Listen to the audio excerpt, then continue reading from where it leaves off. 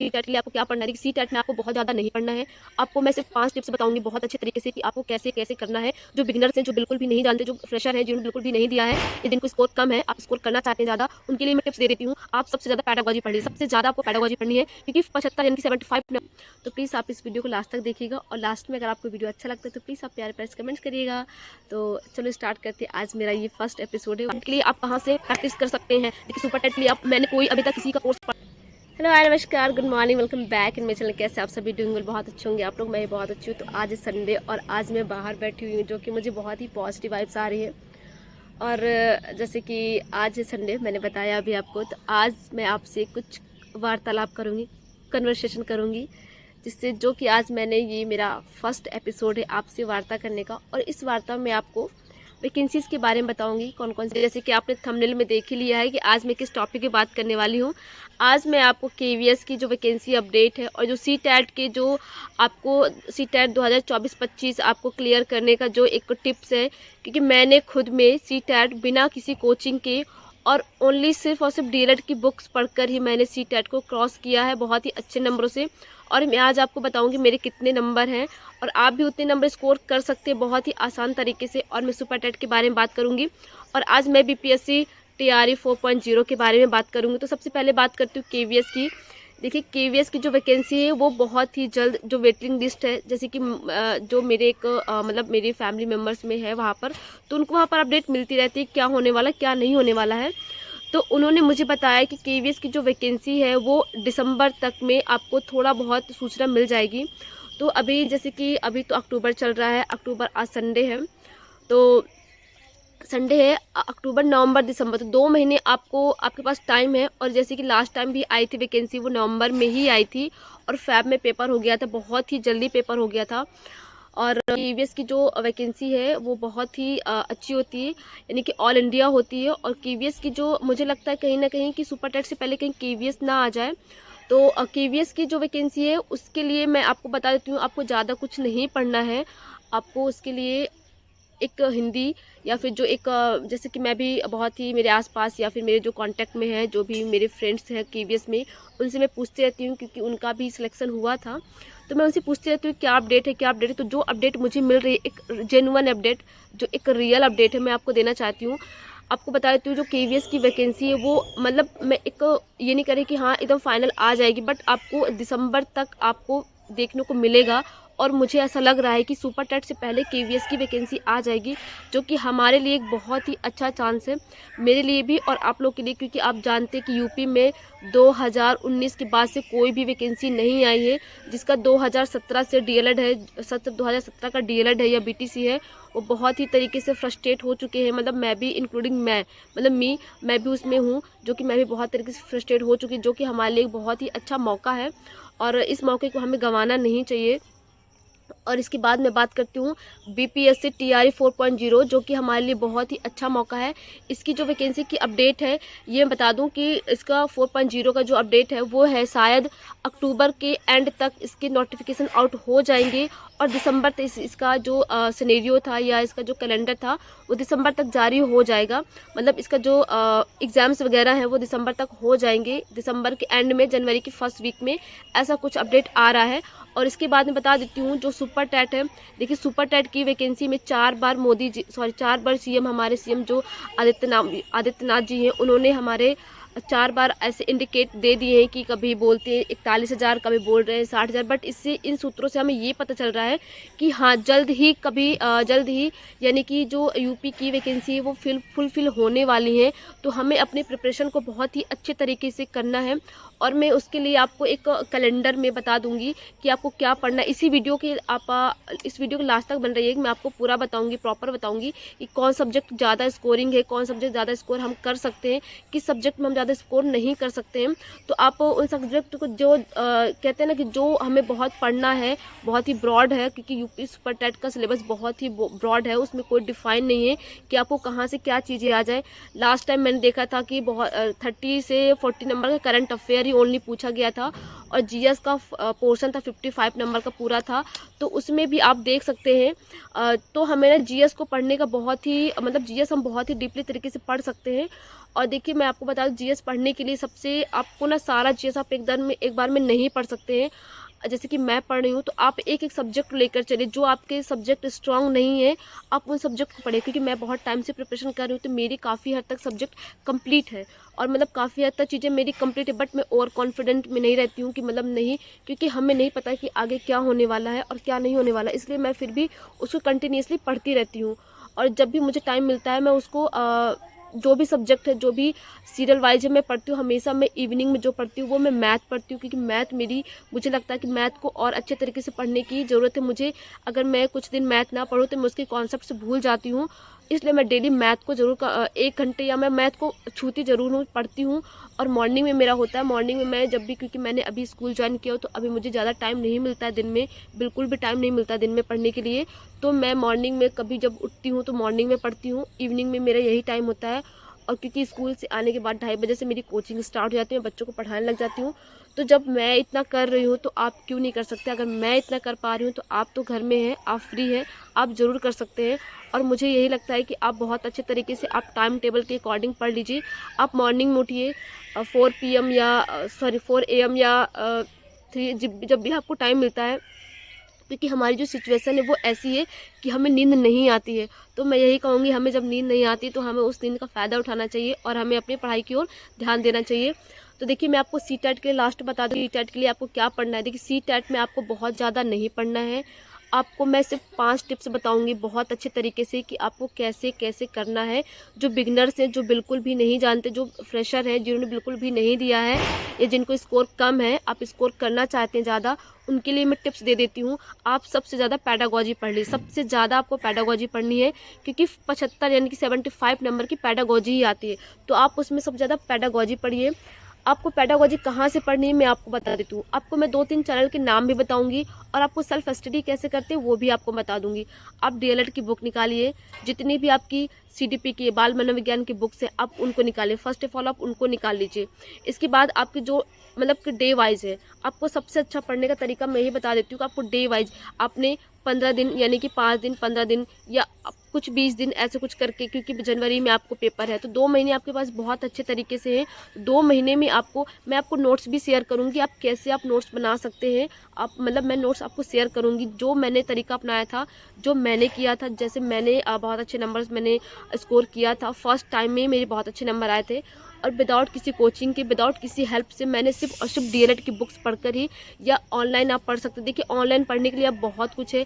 आप हिमांशी मैम का channel follow कर लीजिए, सिर्फ आपको फॉलो करना है और आपको वहाँ से सीडीपी पढ़ना है। सीडीपी पढ़ने से ये फ़ायदा होगा कि आपको जो पेडागॉजी का सेक्शन है, चाहे वो हिंदी का हो, चाहे वो ईवीएस का हो, चाहे वो मैथ्स का हो, चाहे वो सीडीपी का हो, तो आप ये सारे फॉलो कर सकते हैं। पहली मैं बात करती हूँ सीडीपी की, तो सीडीपी आप वहाँ से पढ़ सकते हैं, या फिर सचिन सर के वहाँ पर बहुत सारे नोट्स हैं। और आपको जो टॉपिक्स है, आपको इंपॉर्टेंट टॉपिक्स बताए, थॉर्नडाइक वाला, पावला वाला, और जो हमारे संज्ञानात्मक विकास है वो आपको इम्पॉर्टेंट है, क्योंकि उससे ही बहुत सारे क्वेश्चंस आ जाते हैं। और जो भी हमारे जैसे कि ब्राउन वाला था, वो वाला चैप्टर आपको पढ़ना है। व्यक्तित्व वाला, पर्सनैलिटी वाला, वो चैप्टर आपको मस्ट है। इंपॉर्टेंट चैप्टर बता रही हूँ कि वो आपको मतलब पढ़ने ही पढ़ने, उनको तो आपको छोड़ना ही नहीं है। इसके बाद मैं आपको बता देती हूँ, हिंदी के लिए आपको बस स्टार्टिंग से पढ़ना, उसमें कोई रचना नहीं आती है। जैसे कि आपने वर्ड वर्ड पढ़ लिया, इसकी वर्णमाला पढ़ लीजिए, व्यंजन पढ़ लीजिए, संधि पढ़ लीजिए, और आपको विशेषण हो गया, ये सारी चीज़ें आप पढ़ लीजिए। इसके बाद बहुत टफ तो आता ही नहीं, बहुत ही नॉर्मल आता पेपर, बहुत ही मतलब मैं आपको नोट्स भी शेयर कर दूँगी कि आप कैसे आप पढ़ सकते हैं उस चीज़ को, कैसे आप कर सकते हैं। इसके बाद अगर आप वर्णमाला है तो आप वर्णमाला की प्रैक्टिस करिए, सीरीज करिए। प्रैक्टिस के लिए आप यूथ पब्लिकेशन की आप बुक्स ले सकते हैं। यूथ पब्लिकेशन की आप बुक्स बहुत अच्छे तरीके से, बुक्स नहीं मतलब प्रैक्टिस बुक्स, प्रैक्टिस सेट्स जो आते हैं वो आप ले लीजिए, या आप ऑनलाइन प्रैक्टिस दीजिए। ऑनलाइन के लिए आप टेक्स्ट बुक को आप फॉलो कर सकते हैं, या फिर आप रोजगार विदंकित के लिए रोजगार विदंकित जो चैनल है उन्होंने, वहाँ से भी आप फॉलो कर सकते हैं। वहाँ से भी आप अपना जो टेस्ट है वहाँ पर आप दे सकते हैं। मैंने इसी तरीके से दिया है। और अभी मैं सुपर टेट के लिए मैं आपको बता देती हूँ, सुपर परचेज नहीं किया है, बट फिर भी मैं आपको रिवील करूँगी कि कहाँ से आप परचेज कर सकते हैं। मतलब मैंने प्रैक्टिस के लिए आपको बता दिया। प्रैक्टिस के लिए आप टेक्स्ट बुक्स में भी परचेज ना करें, आपको फ्री, ऑनलाइन फ्री इतनी सारी चीज़ें अवेलेबल है, इतनी सारी चीज़ें हैं कि आप बहुत अच्छे से आप पढ़ सकते हैं। तो ऑनलाइन के लिए मैंने बता दिया मैंने कहाँ से प्रैक्टिस सेट करती हूँ और मेरे कितने स्कोर आते हैं। मेरे काफ़ी अच्छे स्कोर आते हैं, मैं स्कोर को काउंट नहीं कर पाती हूँ क्योंकि मैं सब्जेक्ट वाइज देती हूँ। बट सब्जेक्ट जैसे कि मेरा हिस्ट्री है, तो हिस्ट्री में मेरा काफ़ी स्ट्रॉन्ग हो चुका है हिस्ट्री, और ज्योग्राफी मेरा काफ़ी स्ट्रॉन्ग हो चुका है। ज्योग्राफी को पढ़ने का सबसे अच्छा तरीका है कि आप मैप के द्वारा पढ़ें। आप जब तक मैप नहीं यूज करेंगे तब तक आप रटते ही रहेंगे। इसके बाद इंग्लिश आपको डेली वोकैब याद करने, डेली आपको 20 वोकैब्स याद करने ही करने हैं। आप 20 वोकैब आप डेली याद करेंगे तो देखिए वोकैब हम एक दिन में याद नहीं कर सकते हैं, और यही सारी छोटी छोटी चीज़ें होती हैं जो हमें पीछे कर देती हैं। इस बार मैं ऐसा चांस नहीं लेने वाली। जो मेरी कमियां हैं मैं उनको फुलफिल करना चाहती हूँ क्योंकि कंपटीशन बहुत ही हाई है। हमें एक एक नंबर की लड़ाई लड़नी पड़ती है, हमें एक एक नंबर से जीतना होता है। तो मतलब मैं अपनी जो स्ट्रैटेजी, भले ही मुझे अभी तक जॉब नहीं मिली है बट मैं फिर भी अपनी स्ट्रैटेजी को, मेरी जब तक हिम्मत है, जब तक मेरी एज है, तब तक मैं अपनी मतलब अटेम्प्ट देती रहूँगी, हर चीज़ करती रहूँगी। तो मैं यही कहूँगी कि आप बहुत अच्छे तरीके से चीज़ें कर सकते हैं। देखिए सीटेट के लिए मैंने बता दिया, आप हिंदी बहुत अच्छे से कर सकते हैं। इसके बाद आपको ईवीएस कहाँ से करना है। ईवीएस के लिए आपको कहीं से कुछ नहीं जाना। ईवीएस के लिए आप सिर्फ और सिर्फ जो एनसीईआरटी की बुक्स हैं उनको आप बहुत अच्छे तरीके से फॉलो कर सकते हैं। 3, 4, 5 आप नोट्स बनाइए, कुछ भी करिए, घोल के पीजिए, बट वहाँ से वर्ड टू वर्ड यानी लाइन बाई लाइन आता है चीज़ें, और वहाँ से आपको ये पूछ जाएगा कि जैसलमेर है, कुछ भी आप वहाँ से देख लीजिए। वहाँ से मैंने खुद में नोट्स बनाए थे और खुद में जो इंपॉर्टेंट पॉइंट थे उनको नोट किया था, और मैंने यूथ कंपटीशन की जो बुक्स आती हैं यानी प्रैक्टिस बुक आती है उनको लगाया था। पहले ऑनलाइन मैंने नहीं दिया था बट अब अवेलेबल है तो ऑनलाइन आप दे सकते हैं। मैथ के लिए बताया तो मैथ के लिए आप RW चैनल फॉलो कर सकते हैं या फिर आप सचिन एकेडमी फॉलो कर सकते हैं। देखिए मैं बहुत अच्छे तरीके से सचिन एकेडमी में यहाँ किसी का प्रमोशन नहीं कर रही हूँ, बट मैंने खुद में एज्यूम किया है कि जो उनके अथेंटिक चीज़ें होती है। देखिए हमें हिस्ट्री में पढ़ना क्या है वही पढ़ना, बट एक बताने का तरीका होता है कि इन जो इम्पोर्टेंट फैक्ट्स जो आ रहे हैं वही हम कर सकते हैं। और इसके बाद आपको जो लास्ट बचता है संस्कृत, जिन्होंने संस्कृत ले रखा है तो संस्कृत के लिए आप संस्कृत ज्ञान गंगा बुक आती है वो आप ले सकते हैं, या भी यूट्यूब में भी है वहाँ से आप देख सकते हैं। RW एक चैनल आप फॉलो कर लीजिए, आप वहीं से कर लीजिए। आपके 130 नंबर कहीं नहीं गए हैं, या 100+ नंबर आप इतना स्कोर कर लीजिए कि आपको ये लगे आप अदर स्टेट में भी आप मतलब एग्ज़ाम्स दे सकते हैं। तो आज के मैंने बता दिया। और देखिए BPSC TRE 4.0 का मैंने आपको बता दिया है कि ये सारी वैकेंसी आ रही हैं, और प्लीज़ मतलब मैं खुद में कर रही हूँ, और आपको भी यही कहूँगी कि आप अपनी प्रिपरेशन को बहुत अच्छे तरीके से कंटिन्यू, बहुत अच्छे तरीके से आप कर लीजिए। और मैं कैसे मतलब जैसे आप सुबह उठते हैं तो मैं स्लॉट में 8 घंटे की प्रिपरेशन कर लेती हूँ विद स्कूल विद कोचिंग, तो मैं वहाँ से भी सीखती हूँ। और आप भी हो सके तो आप भी ऐसा कुछ स्कूल वगैरह ऐसे कोई ज्वाइन कर लीजिए, ताकि आपकी जो मन में उलझने हैं या फिर आपकी जो फ्रस्ट्रेशन है वो भी दूर होगी। और आप 4 लोगों से जब बात करेंगे तो आपकी जो वार्ता है आपको बहुत कुछ सीखने को मिलता है। मुझे भी सीखने को मिला था, तो मैं आपको यही सजेस्ट करूँगी। मैं अच्छी चीज़ सजेस्ट करती हूँ। और प्लीज़ आप कमेंट्स किया करें, क्योंकि मेरे जो स्टूडेंट्स हैं, जो मेरे बच्चे, जो मतलब मैं पढ़ाती हूँ, वो आपके कमेंट्स का वेट करते हैं। तो प्लीज़ आप वेट किया करें, कमेंट किया करें। वो मुझसे डेली पूछते हैं, क्योंकि वो बालक है अभी बहुत छोटे छोटे से, तो उनको इतना आइडिया नहीं कि मेरी वीडियो कहाँ कहाँ जा रही है। तो प्लीज़ आप कमेंट्स में बताएं कि आपने मेरी वीडियो कहाँ से देखी है, और आपको मतलब मेरी वीडियो में क्या सुझाव देना चाहते हैं, या मैं बच्चों को जो पढ़ा रही हूँ क्या मैं सही गाइडलाइन दे रही हूँ उनको, या सही तरीके से पढ़ा रही हूँ। तो आप उनको मुझे बता सकते हैं, और आप उनके लिए कमेंट्स किया करें। एक बच्चा है आर्यन, कल उन्होंने मुझे फिर से पूछा था कि मैम हमारे लिए कोई कमेंट आया है या नहीं, तो मैंने कहा अभी तो नहीं आया, बट जब आएगा मैं उनको दिखाऊंगी ज़रूर। तो प्लीज़ आप उनके लिए भी कमेंट किया करें। और ये आज जैसे कि मैंने बताया आज संडे है, तो संडे को भी मैं कोचिंग बुलाती हूँ, तो 12 बजे से मेरी कोचिंग स्टार्ट हो जाती है, तो मैं 12 बजे से पढ़ाने जाऊँगी अभी। बट अभी जो टाइमिंग है सुबह का है, अभी 8:30 बज रहा है, तो मैंने सोचा चलो एक वीडियो बना लेती हूँ, तो मैंने वीडियो बनाना।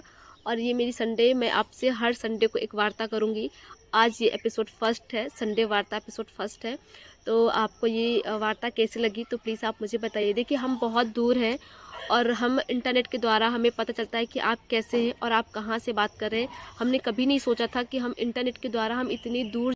मैंने लास्ट वीडियो में, लास्ट संडे में भी आपके कमेंट्स का पूरा रिप्लाई किया था। अगर आपने वो वीडियो नहीं देखा है तो प्लीज़ आप उस वीडियो को भी देखिए और कमेंट्स करिए, क्योंकि जहाँ मैं पढ़ाती हूँ, जिस इंस्टीट्यूट में पढ़ा रही हूँ, जहाँ मेरे बच्चे पढ़ने आ रहे हैं, जितने भी स्टूडेंट्स आ रहे हैं, वो डेली मुझसे पूछते हैं कि मैम कोई कमेंट आया हमारे लिए या नहीं। एक छोटा सा बच्चा आर्यन है, वो मुझसे पूछता है मैम, डेली पूछता है मैम हमारे लिए कोई कमेंट आया है।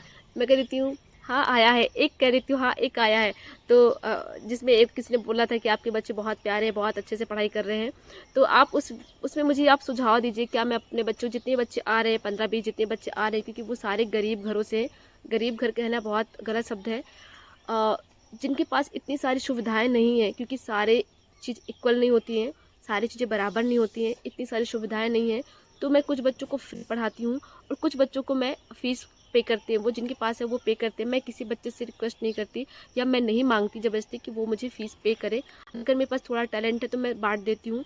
चलो, अगर मेरी जॉब नहीं लगी है, क्या पता वो बहुत सक्सेस हो जाए और वो मुझे याद रखें, यस ये मैम ने मुझे पढ़ाया था या इनकी वज़ह से मैं सक्सेस हो गया। मेरी वजह से तो नहीं होता, मैं उनको गाइडलाइन देती हूँ प्रॉपर कि हाँ, वो इस गाइडलाइन में चल सकें। तो आप इस वीडियो को पूरा लास्ट तक देखिएगा। और आज मैं फिर से आपको बच्चों से मिलवाऊँगी, क्योंकि संडे बच्चे आते हैं।